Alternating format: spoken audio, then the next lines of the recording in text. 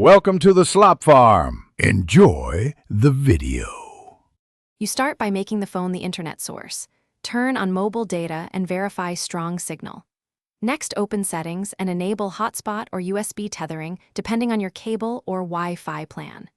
If using USB, plug the cable into the PC and install or update the phone's USB network drivers so Windows recognizes it. Once done, set an easy hotspot SSID and a short password. This prevents connection delays and lets the PC discover the network immediately.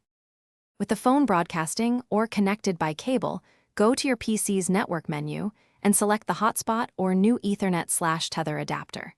Make sure you accept any firewall prompts and set the network profile to private so sharing and routing work.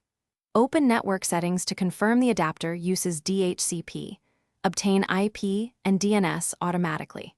If the PC shows limited connectivity, release/renew the adapter or restart the adapter to force a fresh DHCP lease. This clears most address conflicts and routing errors. Finally, confirm internet by opening a browser and then pinging 8. If ping works but pages don't load, you have a DNS issue and should set DNS to 8 or 1. If speeds are poor, turn mobile data off and back on, disconnect extra devices, or switch the hotspot band from 4 GHz to 5 GHz.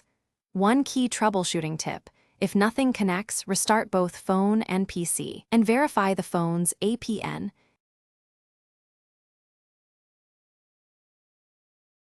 Thanks for watching. Consider subscribing if we helped you today.